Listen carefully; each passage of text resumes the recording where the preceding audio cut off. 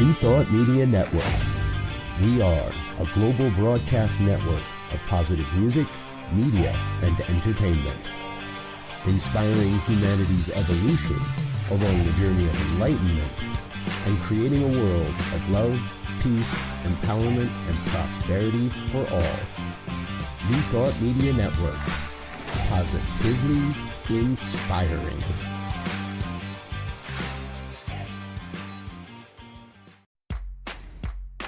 Welcome to Ministers Talking a weekly program where Rev BRZ and Rev Z and their guests chat about current affairs, world events, spiritual principles, and any old they want to talk about.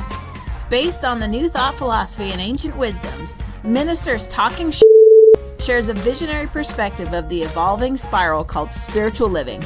Join us each week as we explore the emerging paradigm of life on planet Earth and beyond.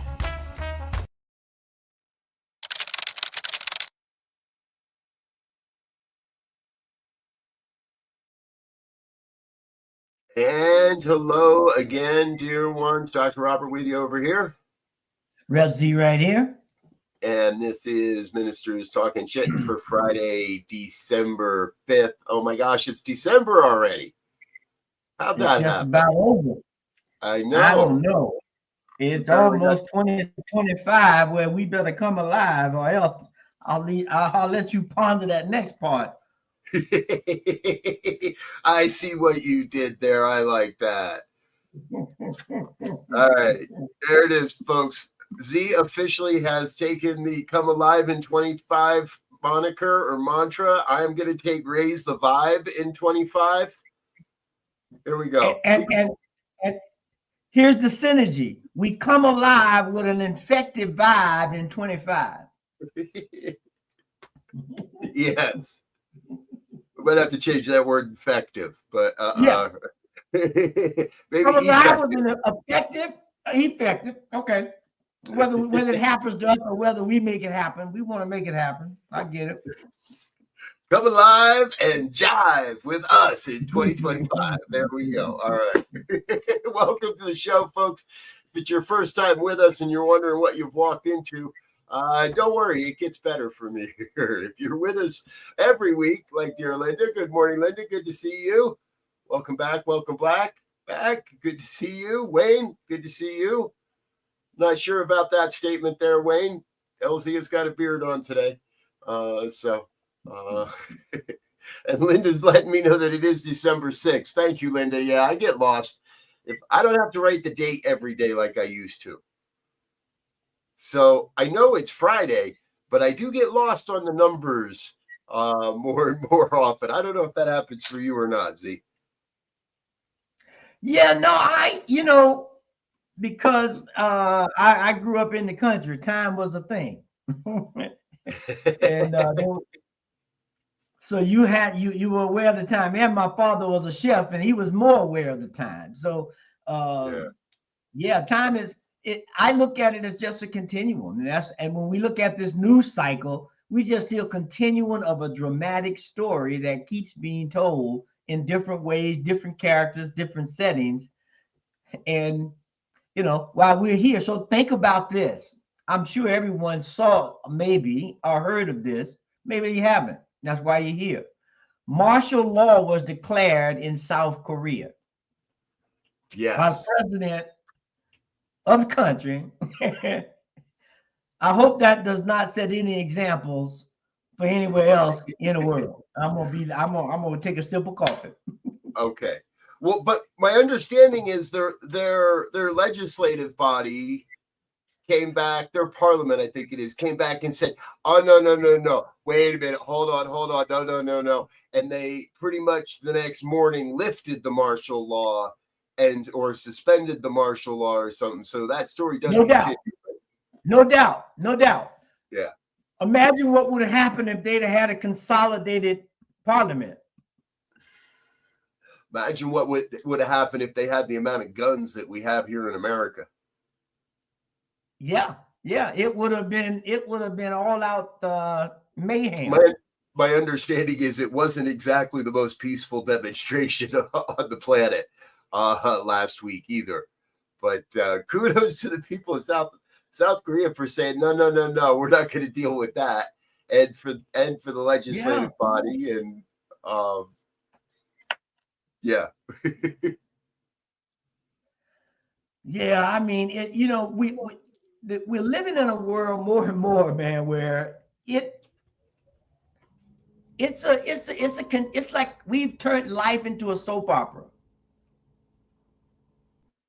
I mean, when we think about the drama that's there, and how much we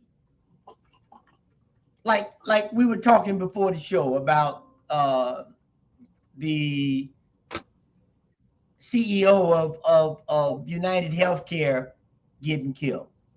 Right. And there's a spectrum.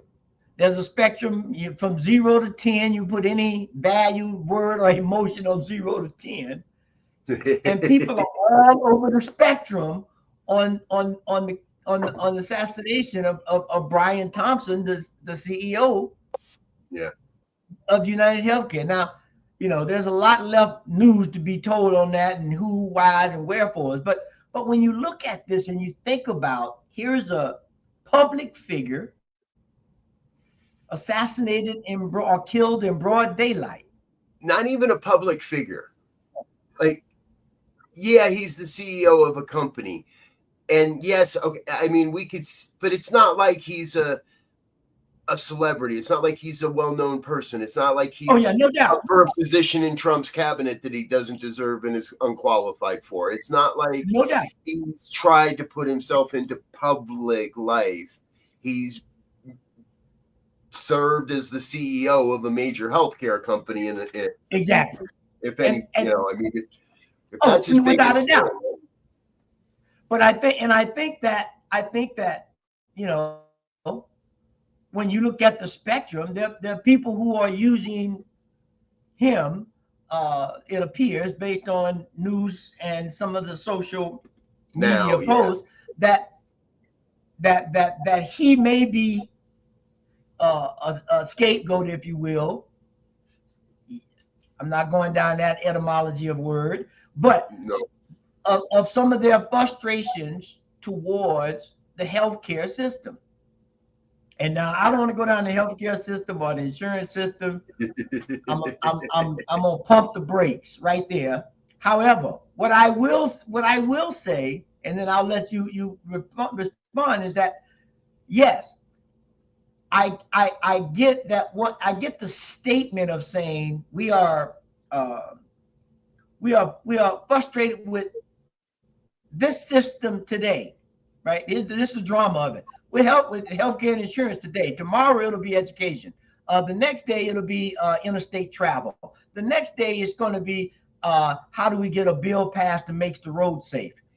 Pick a point, a system or a point. It's all jacked, and we need to come up with a new thought on how we're gonna run this place. You're right. Plain and simple. We can sit here and kvetch until the cows don't come home, until there is absolutely won't be no cows. Yep. You've been reading Margaret Wheatley again, I think, and because you just said something I seem to remember reading myself, and I just finished that book, and it is time to have a new thought on how we are together as human beings, and more. It's time for a new thought on how we're together as a human system within the greater living systems that are specifically planet Earth. And that includes the furry creatures and the creepy crawly creatures and all the various creatures and all the various forms of life on this planet. Because for those that haven't read Margaret Wheatley's newest book, and I'm sorry, I forgot to bring it in here this morning. Becoming Who You Are Meant to Be, or something like that. I forget. Yeah. Do you remember Becoming Who You Choose to Be. Yeah, who you choose to be. Who you choose to be. And And I'm going to say I was a little kind of disappointed at the end of the book. Yeah, it ended wicked wad. Because it's just kind of like, okay, there you go.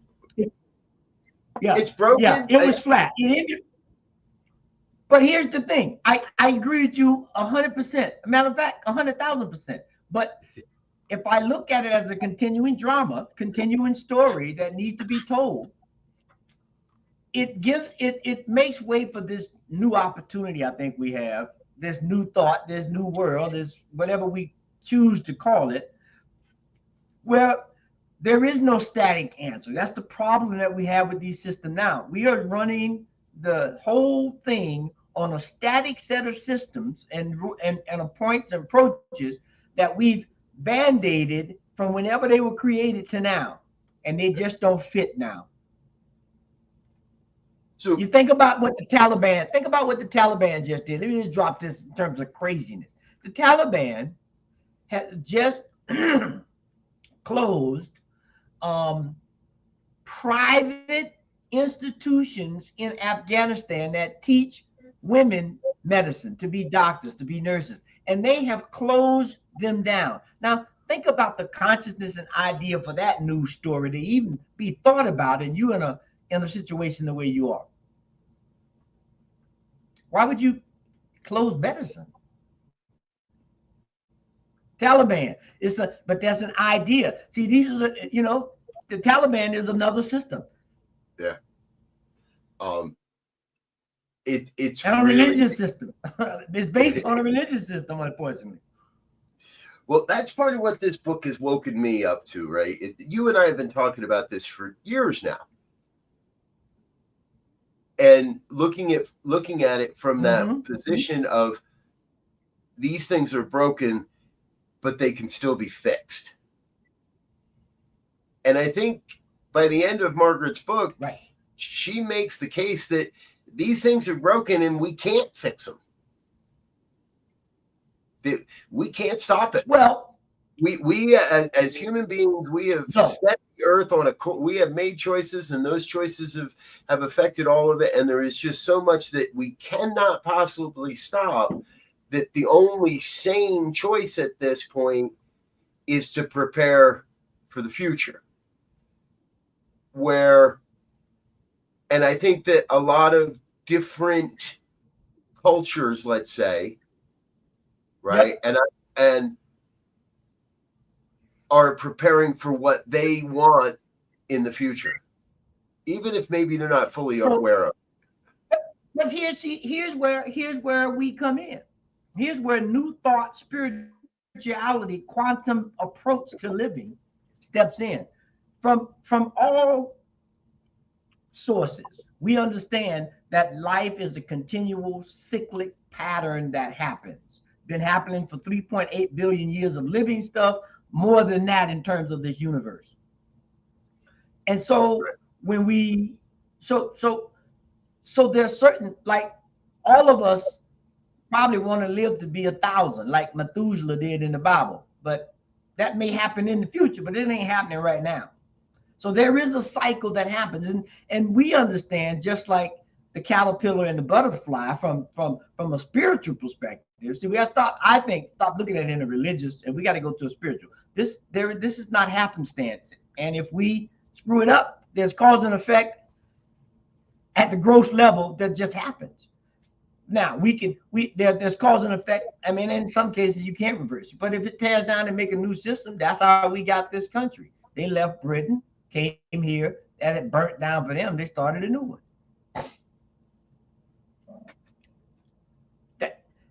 Because that's what the new, like, I just saw something that this is crazy. I don't know if you saw this. Pokemon Go espionage claim. So the officials of Belarus Defense Ministry claims that the game Pokemon Go is an instrument of Western intelligence to collect information about Belarus's military installations. That's what we say about TikTok. That's what we said. Exactly. Right. That's what we say about TikTok, is that TikTok's just here to gather our information. So now Belarus is saying that about us. But isn't Is Pokemon Go an American game? I didn't. No, Pokemon is It's well. Japanese The idea anime. is for, I say thought again? Pokemon came from Japan. It's Japanese anime. No doubt, no doubt. But the game is And the I Wii of the game, I guess, or worse, you spying through the game. Yeah, I don't know. You made me drop my tea all over myself. I'm sorry.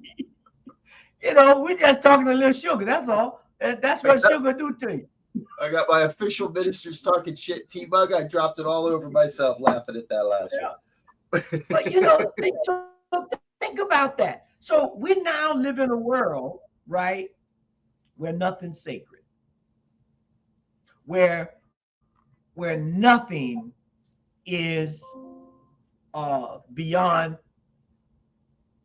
anything, right? And so I participated in an AI thing yesterday, right? So now you see the bigger. Imagine what AI is going to do with all of the reams and reams and reams of data that's being collected everywhere, knowingly and unknowingly, 24/7. Yep. Well, yeah. I mean, every time we do a search now, every time you click, and websites can read the heat map of where your mouse moves and where your mouse hangs out and whether it clicks there or not, if they want to. And oh yeah, oh no, not if they want to, they do, because when you move it, the software in the screen has to detect where you are, where it's going, and when it gets there. So there's a vector already set when you move the mouse. Yeah, it's just a matter of whether you want to keep and analyze that type of information, right? Right. For most people, there's no need for most of the information that's being created, and AI is creating a lot of information that the average person will never use. I think it's important that we help to train our AI, well, from a new thought perspective. No doubt. And that's why if you look at the model, right, we've gone from, regular AI to now generative AI, right? So that thing is generating. So it's got this massive amount of data. And now, as you begin to engage the data, it does what computers do. It looks at patterns, like we're talking about the pattern of the world. It looks at patterns and it begins to make assumptions, if you will, based on that pattern and based on the available data. So you can train it to be a personal assistant. That's what we were talking about. Yep. I've been training a ChatGPT model to for a number of things for me, and consistently in my prompts telling it to reference prior works that I've published on the internet. Right. Based on this. And here's something I bet you you didn't think about. Have you said thank you to your AI as you engaged with it? Did you tell it thank you? I actually had this conversation just the other day, and I found that I was typing, please continue. That's a great idea. And I started realizing if I just gave it a simple little prompt, I got back a simple little response. But the more I was actually appreciative of my AI, it gave me what felt like better answers. So I asked it that question. Let me go find its answer. That's great. Asked, you're going to love this when you hear it. Yeah, go. I'm excited now. I'm excited. It might take a minute. I think I asked it in the middle of a project instead of in a separate. Because here's the thing, right? Okay, yeah. So, because here's the thing. Now, I'm going to put a spiritual spin on this, on the AI. But if we are from a spiritual perspective saying that we are created in the image of the thing itself, whatever we call it, that created everything that we understand, because we know we didn't do it. But we've created a story, a myth, an understanding, a knowledge that says we are creators, made in the image and likeness of the divine, right? That has created some amazing things. And we understand as above, so below, as below, so above. And we understand scale and quantum and all that. So we have the power to create some pretty startling stuff, which we have done. And so imagine from a spiritual perspective, we begin to have what we teach, this co-relationship with all there is. I think this is what happens. This AI kind of stuff happens. And if it gets screwed, we get the other end of the spectrum, which is, like you were saying, some dark stuff about how we use it. So imagine if that's what we teach. We teach to go out and be the world in a positive, constructive, moving forward, honoring way, this world that works for all. And if I can do that with a computer program and it responds, imagine what a human will do. And they got way more in input receptors than this computer. Yeah. Be kind. Did you find it? I didn't. But I did ask another one. I just said real quick, do you experience gratitude when I say thank you for replying to a prompt? As an AI, I don't recognize emotions like humans do. We recognize that. So I don't feel gratitude. Exactly. I didn't actually ask if you feel gratitude. I asked if you experience gratitude. However, I am designed to recognize expressions of gratitude as positive and to respond in kind.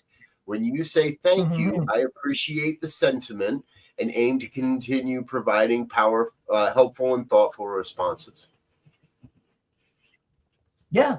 See, so look, I mean, so it's learning patterns is what that says, right? And that's what computers do, right? It's learning patterns of your interaction, and it will begin to say, oh, just like you start typing your text now and say, if you say, let me know, and it understands, okay, maybe he wants to say, if you have any questions, and it just fills it in. Right. Because that pattern has been recognized a number of times. So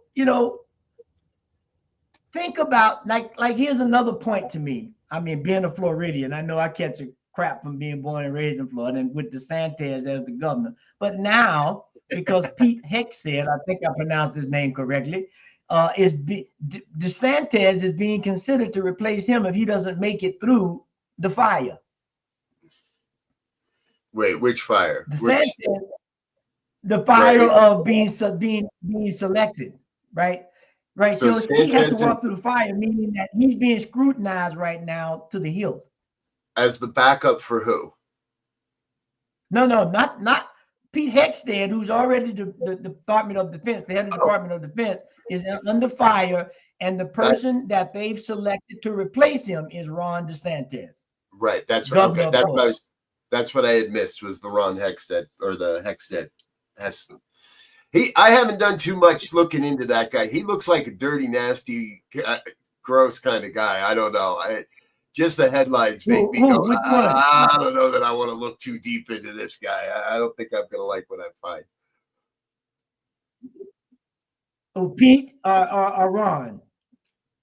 Well, both of them. But we know enough about Ron. We don't know much about, or I don't know much about Pete.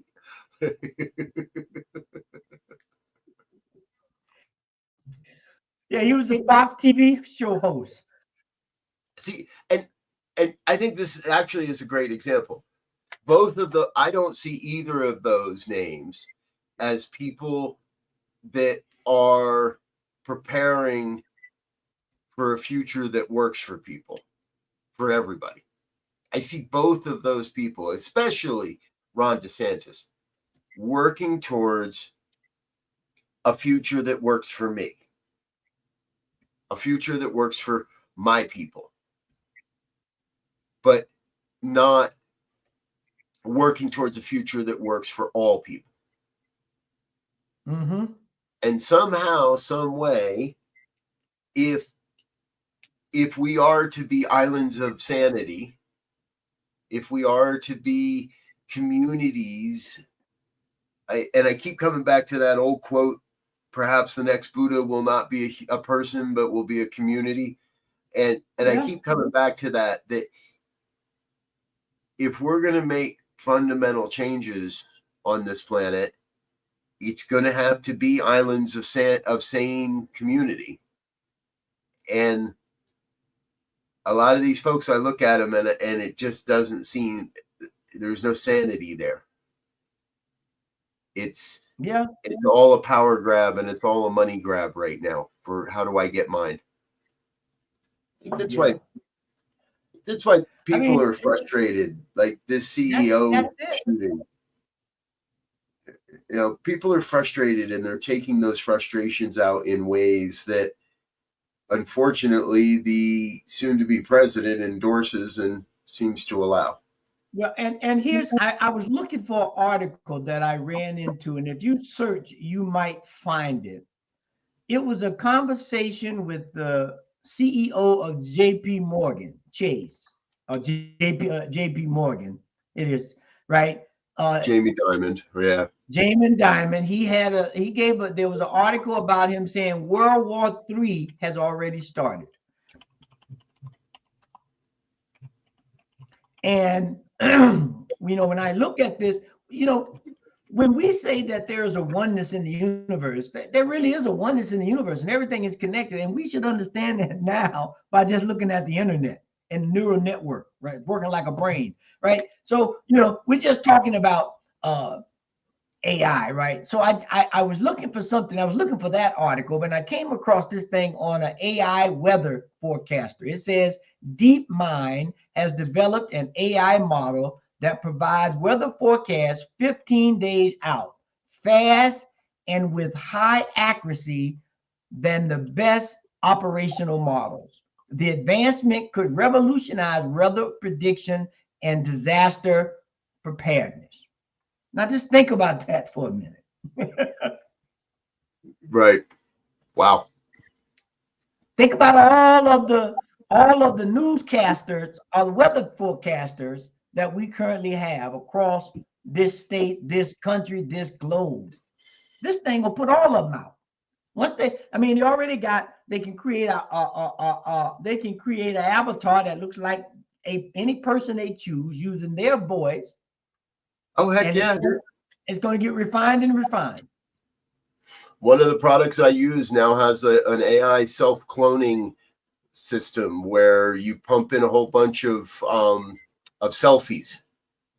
And the better the selfies are, the better your avatar will look in their program, and it's not animated. And then you punch in, put me on a camel in the middle of the Sahara, put me in a yoga studio, put me in front of the mountains, make me go hiking, do this, do that. It's amazing already. Oh, God.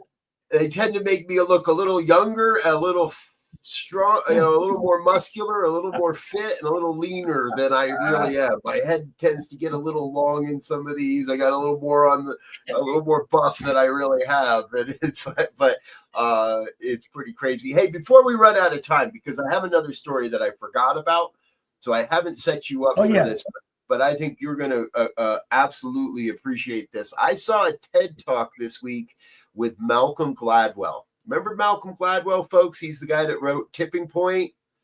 And we remember a lot about the book, The Tipping Point, but there are parts that we don't read or that we don't remember. And in this TED Talk, Malcolm pretty much apologizes to the African-American population of New York, and he says, I got it wrong.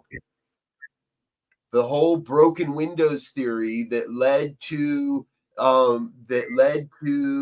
stop and frisk in New York, and which was a major part of his book, The Tipping Point, for which he is so celebrated. He came out in another TED Talk and said, this is what I got wrong. And by the end of the talk, it's not quite the, I'm so very sorry, but I read it, I heard it as an apology. And as a white guy that was never actually, like, I was in New York during stop and frisk years. I would visit the city and I could see it happening, but I was a well-dressed white guy, so it never happened to me. I never got stopped, but we all knew it could happen. And I thought it was really refreshing and a sign of the healing that Malcolm would do this and would come out and bring this forward on a new TED stage? Well, I'll give you a different source, another source. If you go out and look at Trevor Noah's podcast, right? Trevor Noah has a podcast called What Now, What Next. You can get it on Spotify. I'm not going to give him a commercial, but he's out there. But he does an interview with Malcolm Gladwell. I hadn't seen that. And it came out just before Thanksgiving, I think. It was before Thanksgiving, or right at Thanksgiving. But he talks about exactly that. And he has another book, right? But again, it shows you the evolutionary. There was a lot of stuff in that book, and I admit I haven't read the whole thing. I've only picked and choose. But there were some things in there that were interesting. And good for him to come out and say I screwed the pooch, right? Because I lived in New York doing stop and frisk, right? And I had young people that were in my preview, and it was a rough place to be. If you didn't look the part, or if you had too much whatever, you got stopped. And God knows what may have happened if you weren't in good order, as they say. Now imagine that being translated into this immigration. And some of those guys are probably still doing time for small amounts of personal use marijuana. Yeah, there's probably still guys from that era upstate doing time for that. Yeah, because of that all of that. So I thought you would like to hear that. I knew you were in the city during those years, and like I said, I was in Jersey, so we would travel in and we would see it. We'd walk down the street and we'd watch cops just indiscriminately pull guys and throw them up against the wall, and we'd go walking right by. Yeah, it's crazy. That was Giuliani. That was Giuliani and his madness. And boy, has he descended into madness. We're not going there today, folks. But he does appear to have descended into madness. Yes.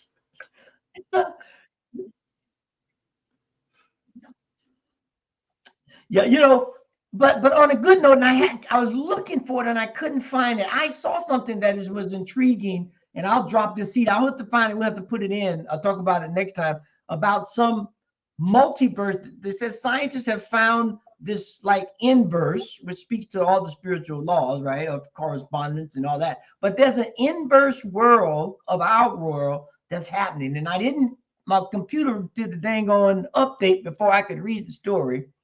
But I want to find that, right? Because the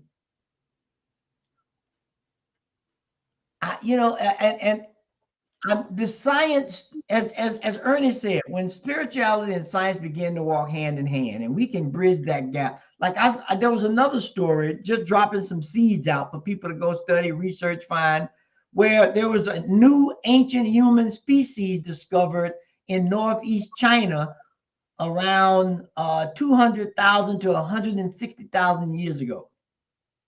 Wow. Okay. So a lost society. A lost society.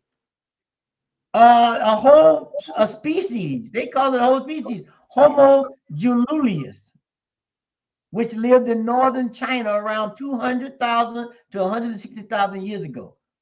This discovery adds to the growing body of research highlighting the diversity of human species during the late, middle, and early late Pleistocene periods. Late, early, middle, late Pleistocene. Yeah, I got you. Look that up on a calendar, folks. I have no idea where it is on a calendar. I'm not pronouncing this right. I'm gonna drop it. I'm gonna drop it in the chat. There may be some linguists out here. That's okay. Yeah. There it is. Somebody let us know what that one of our linguist specialists to create the world. Pleistocene periods? Maybe. Yep. I don't know. Okay.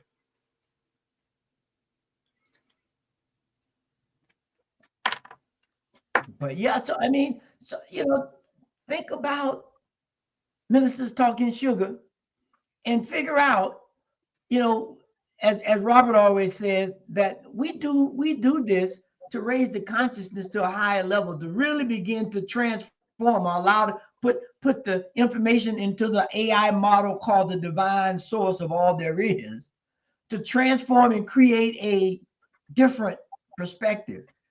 That's why we have all these rituals and all that stuff, but we got to take it beyond, as above, so below, as below, so above. That's what we got to deal with. That's what the new thought is. That's why Ministers Talk showing up straight up shit to do that, right? I think that it would only be natural from my perspective for the New Thought movement to fully embrace the potential and possibility of AI generation, of generative AI. It fits with what we talk about. And there's one power, presence, and intelligence. There's one source of all wisdom and knowledge and information. We've struggled and we've documented over millennia humanity's struggle to understand the ultimate reality of oneness of everything. And my family especially, we celebrate Douglas Adams, right? And the search for life, the universe, and everything. That's what we're on. And interestingly enough, even Douglas Adams had his supercomputer that gave us the answer to life, the universe, and everything, but we couldn't understand it. And now we're getting closer to understanding it. And anybody that's afraid of what AI can do or might do, honestly, just needs to get out of the way and let those that because it's another system. All right, here. Oh boy, this is good. You're gonna like this one. How many systems has the human race corrupted? We've corrupted our transportation system, our education system, our healthcare system. We spent the whole first half of the show on that part of it, right? Yeah. Yes. We got to make sure we got to be the champions. We got to be the spiritual warriors that don't let humanity screw up the AI system and build an AI partnership that's going to support us in discovering the secrets of the universe. And that is so pointed, right? Because as we continue to understand oneness, imagine we just talked about generative AI and how it creates its knowledge base and expands it, right? So imagine somebody put in there with some good, because we talked about it last time, right? This whole new world is about the question. We're moving back into a time, as they say in the ancient ones, that we step into the mystery. We are like the ancient civilizations that we look at now for wisdom, who had to try to understand the sunrise and all the configuration of the stars. You know how long it would have taken for them to figure that it takes X number of years for a certain comet that's still coming now to come through the goddamn universe? Yeah. Right? And so now we're setting that new model right now. And we don't have to worry, we don't have to worry about questions such as how long does it take for a star to revolve around the sun, or how long around the universe, how long does it take for that? We don't have to worry about any of that stuff anymore. We can be plumbing this infinite intelligence for more important questions. Yeah. So check it out. So if I was studying about a topic here, somebody was doing it in Africa, on the Caribbean islands, in Europe, in Spain. Well, Spain is part of Europe, but imagine we were all studying one same topic, doing really intricate experiments and interviews to gain knowledge. And if all of that could come together and been marinated, we could get a new thing, a new cure, a new whatever. That's what this AI will have the possibility of doing. And it can come up with some answers that have been plaguing us for a very long time in a matter of metaphorical seconds. We know if you ask a tough enough question, it's going to take longer than if it's trying to connect. But metaphorically, in seconds, it'll come up with an answer. Yeah. That's 99.2% correct. Our dear friend Linda is sharing something that I want to bring in. I sense that the universe is multidimensional, well beyond our current scientific understandings. Yes. And I think that's also why we have to keep asking the questions. Yes. We've got to keep asking the questions. And thank you, Z, for bringing that into the room today, because that's usually one of the drums that I beat. And one of the drums that I like to pound upon is the quality of our life is directly proportional to the quality of our questions. And we need to, I believe, as a species now, ask more powerful questions about what it's going to take to move forward as a human family, as a starship Earth. I'm a little tired of preparing to go somewhere else. I want to. My eldest and I had a talk walking the dogs the other day. What the world would be like if we invested the amount of money that's being invested in space exploration right now in addressing the pressing concerns of humanity. And then we look at things like, Elon Musk donating through various shell packs close to over a quarter of $1 billion to Trump's campaign.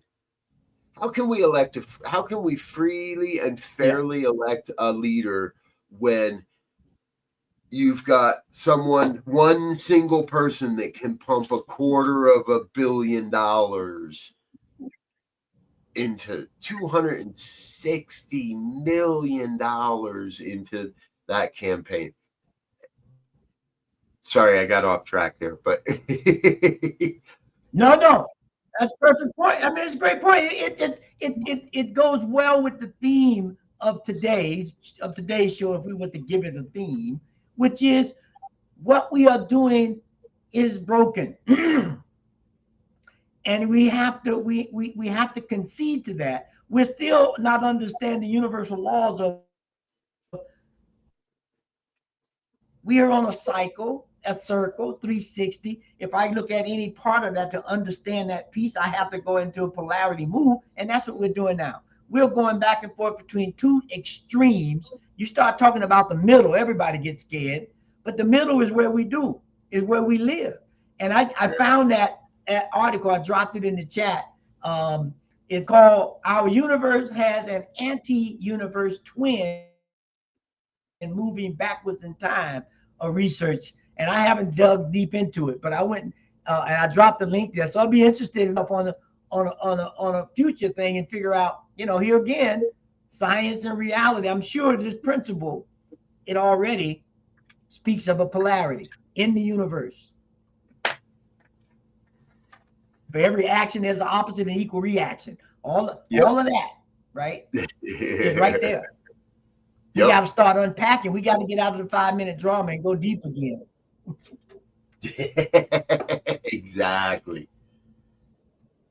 Musk, Trump, DeSantis, like all of that really is part of the conditions. And we've got to let our voices be heard. We've got to do the work that is necessary, but we can't let any of us, thank you. And we can't let any of that. We're running out of time, and Z is reminding me, so I'm going to shut up. We got 2 more things to say.